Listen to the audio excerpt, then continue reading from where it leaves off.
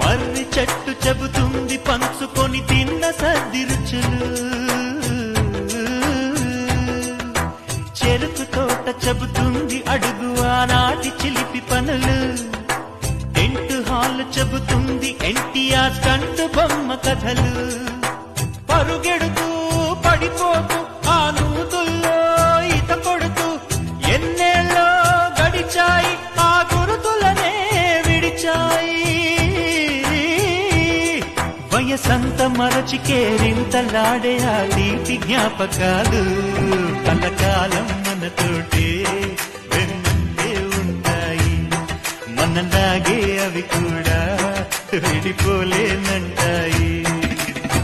నీసమున్న నేస్తమా నీకు రోషమెక్కువా, రోషమున్న నేస్తమా నీకు కోపమే